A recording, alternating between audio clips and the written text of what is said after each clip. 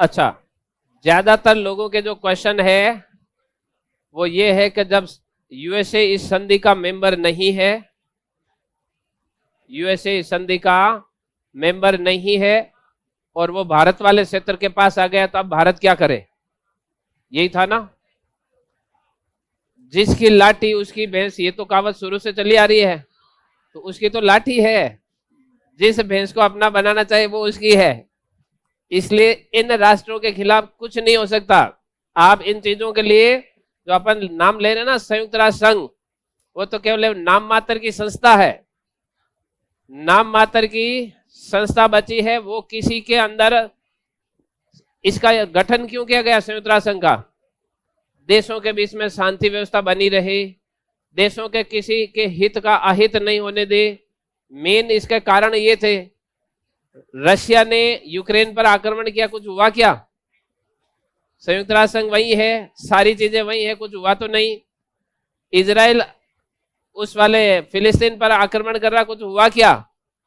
Israel के जो रक्षा मंत्री क्या गृह मंत्री थे, उसने तो यूएनओ के अंदर जाकर उसका लेटर ही फाड़ दिया, कुछ हुआ क्या? उसने धमकी दी संयुक्त राष्ट्र संघ के महासचिव को कि मेरे यहाँ आना है तो आपको वीजा लेना होगा, कुछ हुआ क्या? इसलिए संयुक्त राष्ट्र संघ एक नाम की संस्था है, दिखने में बड़ी दिखती है संयुक्त राष्ट्र संघ, पावर उसके पास कुछ नहीं है।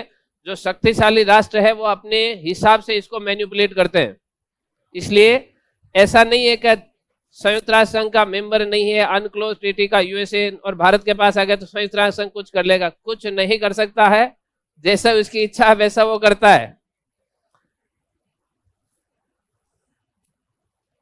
अच्छा, अपन ने इसमें लिखा था डीप ओशियन मिशन एक प्रोग्राम, ये अपने रिलेटेड नहीं है, मैंने केवल वो इसलिए बताया कि जो ओपन सी वाला भाग है जो अपन ने लिखा ना, ये भारत, इसके बाद ये खुला सागर, ये सब के लिए खुला है। अगर यही लाइन लिखते तो फिर आपको यूं पता नहीं चलता ये किस क्या काम का है। तो काम बताने के लिए ये ध्यान रखना है कि इसके अंदर किसी भी प्रकार का अगर उत्खनन करना है, कोई आर्थिक एक्टिविटी करनी है, तब आपको उससे परमिशन लेनी होगी। बाकी ये आने जाने के लिए किसी को रोकता टोकता नहीं है। अगर कोई आप आर्थिक गतिविधि करोगे तब आपको इसके लिए परमिशन लेनी होगी। और आर्थिक गतिविधि के रूप में अपन ने एक भारत का उदाहरण दिया, भारत एक डीप ओशियन मिशन प्रोग्राम चला रहा है क्या? तो भारत यहां से कुछ मिनरल्स निकालना चाह रहा है। मिनरल्स निकालने के लिए टेक्नोलॉजी हाई चाहिए, और टेक्नोलॉजी हाई किसके पास है? जो इसके मेंबर नहीं है, जो इसके मेंबर नहीं है वो हमें देते नहीं है। हम चाहे इसमें यूएनओ में रहें तो भी हम निकाल नहीं पाते हैं। और जिनके पास ये टेक्नोलॉजी है वो यूएनओ से परमिशन भी नहीं लेते हैं, वो तो अपने आप जहां लगता है वहां निकाल के चले जाते हैं, और यूएनओ उनको मूक दर्शक बनकर देखा रहता है। इसलिए ये चीजें दिमाग में नहीं रखना, संयुक्त राष्ट्र संघ ऐसा है वो कुछ कर देगा, वो किसी का कुछ नहीं करता, वो सिर्फ बैठा रहता है, देखने का काम है उसका। हाँ, सच में वर्तमान में यूएनओ की स्थिति सिर्फ नाम मात्र की संस्था बची है, उसके पास किसी भी प्रकार का कोई पावर नहीं है, न किसी भी प्रकार की वो कहीं भी आज पिछले 20 सालों के अंदर कहीं पर भी उसने कोई एक्टिविटी करके किसी मैटर को शॉर्ट आउट नहीं किया। और भारत के पास तो दो बड़े उदाहरण है, कौन सा? अक्साई चीन 1962 से इसके पास बड़ा है। हम यूएनओ में गए, यूएनओ का अभी तो रुक जाओ बाद में करेंगे, 62 से लेकर कितने साल, आज तक उस पर कभी चर्चा नहीं हुई, क्योंकि सामने कौन है? चीन है, इसलिए उसके खिलाफ वो बोल नहीं सकता। इधर वाले भाग में 78,000 वर्ग किलोमीटर का एरिया भारत का है, जो पाकिस्तान के नियंत्रण में है। इसके साथ में कौन? चीन। जब भी संयुक्त राष्ट्र संघ के अंदर मैटर उठता है, चीन उसका वीटो कर देता। जो 5 स्थायी मेंबर है उनको कौन सी पावर है? वीटो की शक्ति। अगर कोई परमानेंट मेंबर में से एक भी उसके खिलाफ हो जाता तो वो प्रस्ताव वहीं खारिज हो जाता। तो पाकिस्तान वाला जो 78,000 वर्ग किलोमीटर का एरिया है वो तो कभी चल ही नहीं पाया। संयुक्त राष्ट्र संघ भी तो है हमारे बीच में।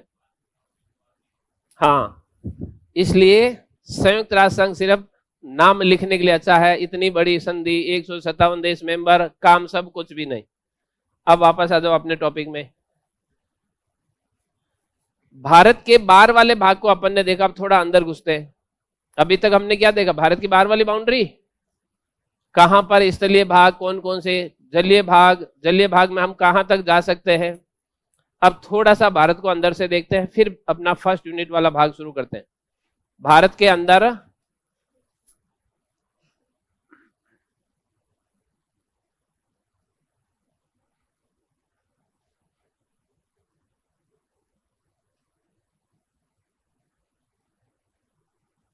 31 अक्टूबर 2019 से पहले भारत में क्या स्थिति थी?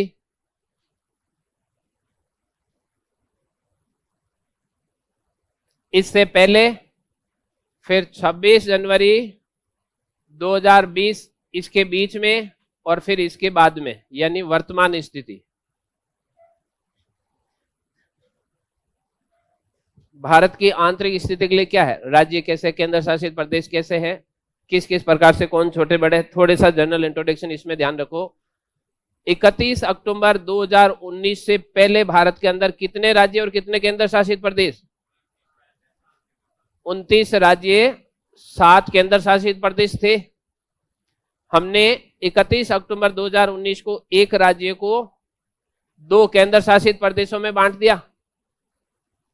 ये पहला बन गया और ये दूसरा बन गया, तो राज्य एक कम हो गया, केंद्र शासित प्रदेश 2 बढ़ गए, 7 की जगह 9 हो गए, और ये एक राज्य कम हो गया। फिर हमने क्या कर दिया, 26 जनवरी 1920 को भारत का 71वां गणतंत्र दिवस, यहां पर 2 केंद्र शासित प्रदेश अलग अलग थे। एक तो था दीव और दमन, दूसरा था दादरा, और इन दोनों को मर्ज कर दिया, इन दोनों को हमने मिला दिया, मिलाकर इसका एक केंद्र शासित प्रदेश कर दिया। अब राज्य कितने? 28 राज्य, केंद्र शासित प्रदेश कितने? तो वर्तमान में क्या स्थिति है? 28 राज्य और केंद्र शासित प्रदेश। इनमें सबसे बड़ा राज्य, 2-4 राज्यों के नाम याद रख लो जो एरिया वाइज बड़े हैं। कौन कौन से बड़े? नंबर 1, नंबर 2, नंबर 3,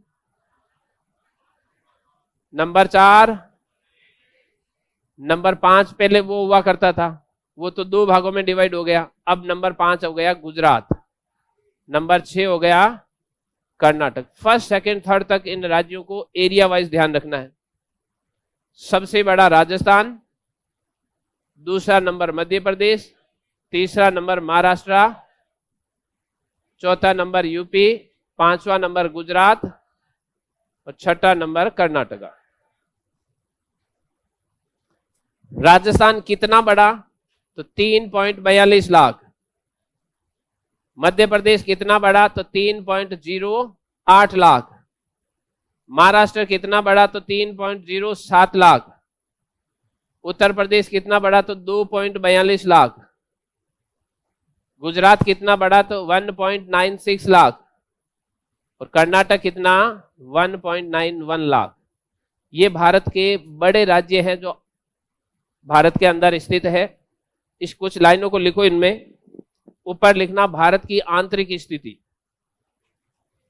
अंदर वाला भाग कैसा है? भारत की आंतरिक स्थिति।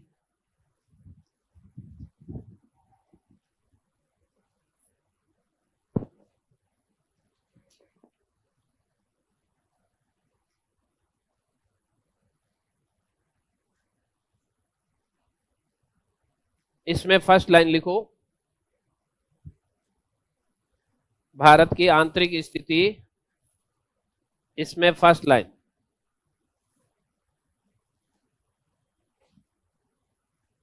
इकतीस अक्टूबर 2019 से पहले, 31 अक्टूबर 2019 से पहले, 31 अक्टूबर 2019 से पहले भारत में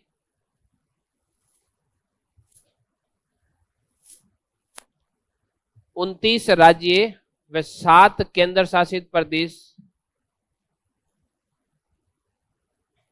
29 राज्य व 7 केंद्र शासित प्रदेश थी।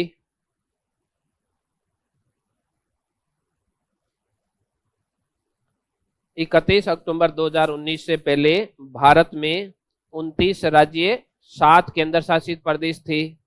नेक्स्ट लाइन लिखो। 31 अक्टूबर 2010 को 31 अक्टूबर 2019 को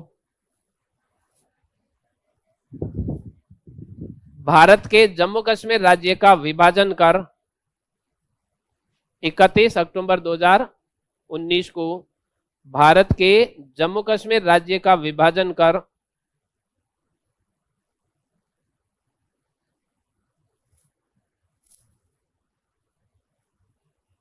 दो केंद्र शासित प्रदेश बना दिए गए। दो केंद्र शासित प्रदेश बना दिए गए।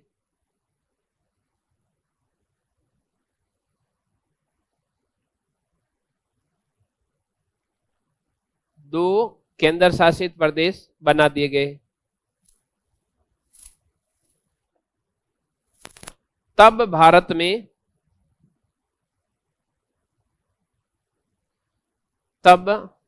में 28 राज्य व 9 केंद्र शासित प्रदेश हो गए। तब भारत में 28 राज्य व 9 केंद्र शासित प्रदेश हो गए।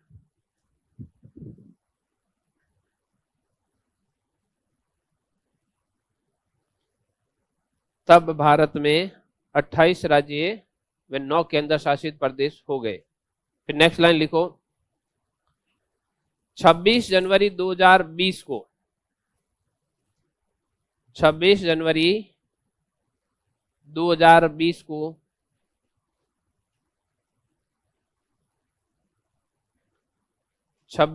2020 को भारत के दो केंद्र शासित प्रदेशों को आपस में मिला दिया गया।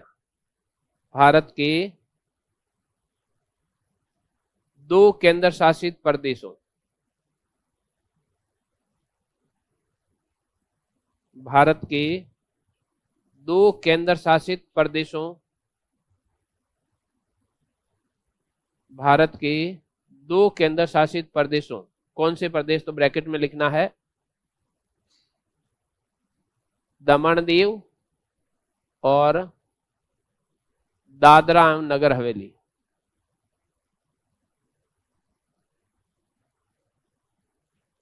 भारत के दो केंद्र शासित प्रदेशों को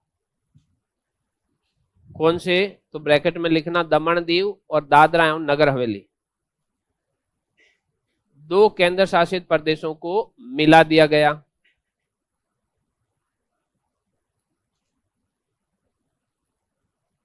मिला दिया गया। इस प्रकार से वर्तमान में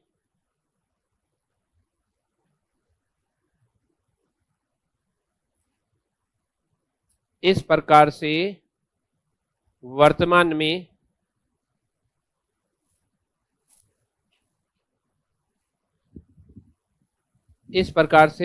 में भारत में 28 राज्य व 8 केंद्र शासित प्रदेश है। इस प्रकार से वर्तमान में 28 राज्य व 8 केंद्र शासित प्रदेश है।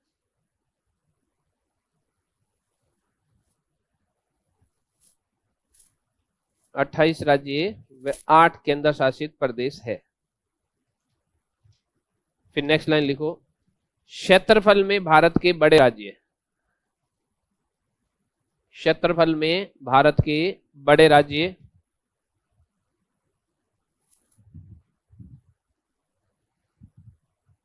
क्षेत्रफल में भारत के बड़े राज्य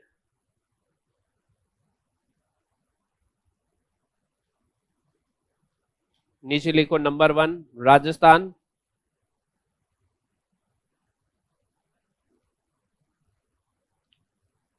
नंबर 1 राजस्थान, एरो करके आगे लिखना 3.42 लाख।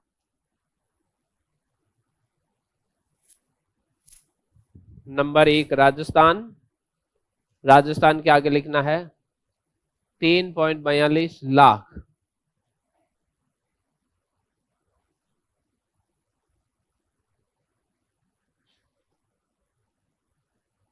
नंबर 2 मध्य प्रदेश,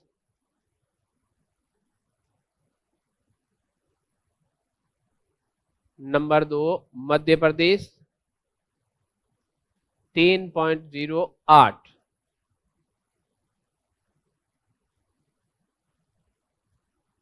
फिर नीचे लिखना है नंबर 3 महाराष्ट्र 3.07 लाख। फिर नंबर 4 में यूपी 2.42 लाख।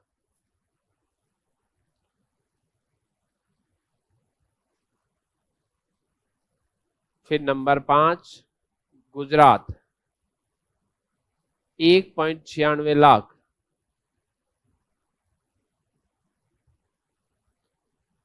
गुजरात गुजरात का 1.96 लाख। फिर नंबर 6 कर्नाटका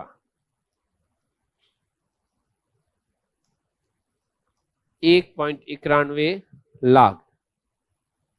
ये भारत के जो क्षेत्रफल में बड़े राज्य हैं, 3-4 के नाम आपको याद रखना है, एरिया नहीं, केवल सीक्वेंस ध्यान रखना है।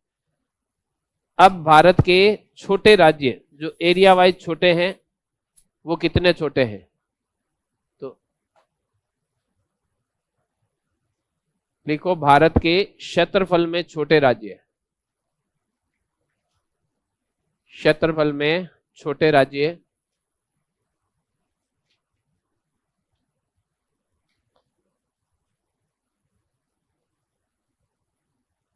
एरिया वाइज छोटे राज्य।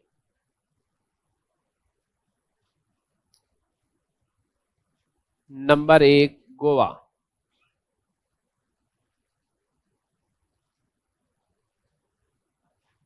Number 2 Sikkim, number 3 Tripura, number 4 Nagaland, number 5 Mizoram, number 6 Manipur.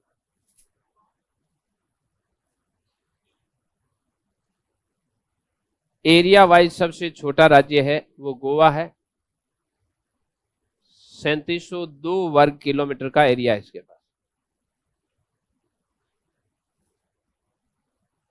Area wise सबसे छोटा गोवा, दूसरा एरिया वाइज सबसे छोटा सिक्किम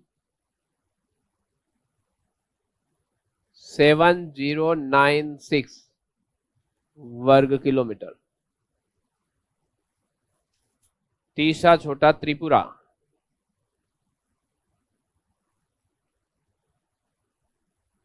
10,486 स्क्वायर किलोमीटर।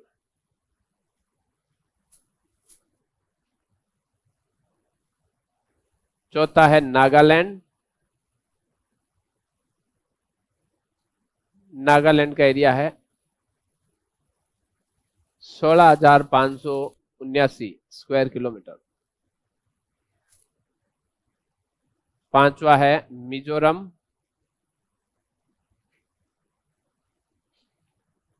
21,081। छठा है मणिपुर,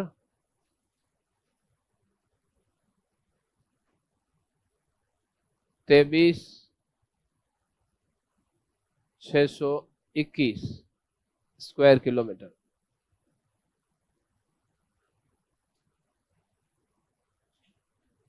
वर्ग किलोमीटर। ये भारत के एरिया वाइज छोटे राज्य हैं जिनका क्षेत्रफल कुछ हजार किलोमीटर में है।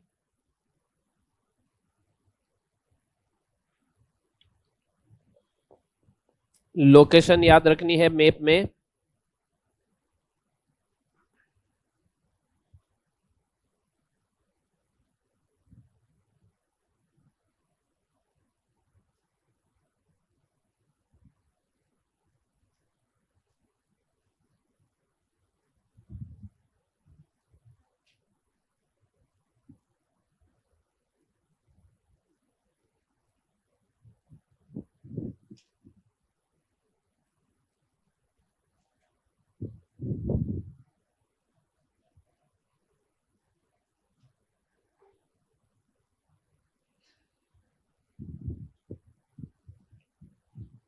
भारत की क्षेत्रफल की दृष्टि से छोटे राज्य,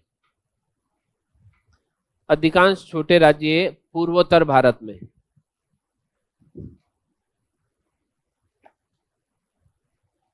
three 702 Goa, 7096 Sikkim,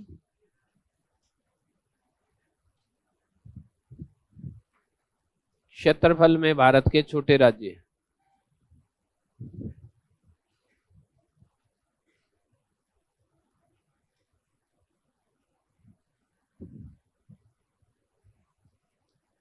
area wise छोटे राज्य।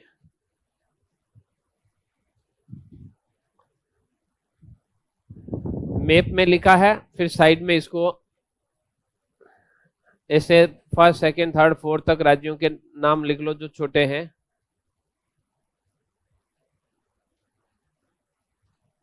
पहला लिखना गोवा, नंबर 2 लिख लेना सिक्किम,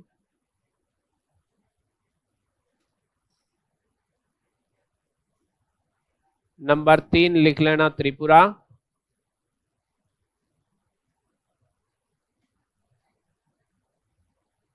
चार लिखना नागालैंड। उसके पास में लिख लो जो मैप बना हुआ है, मैप के पास में इसको भी लिख लो। फिर है मिजोरम और लास्ट है मणिपुर।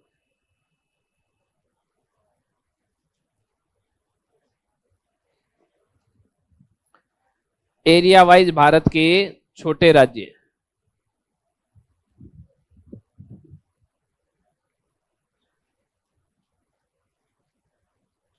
अब भारत के केंद्र शासित प्रदेश, यूनियन टेरिटरी।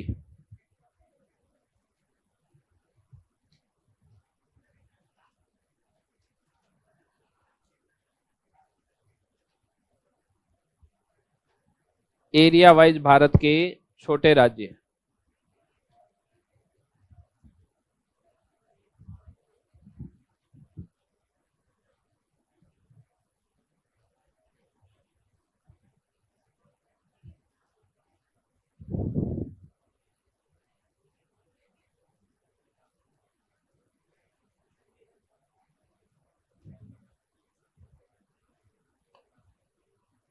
हो गया।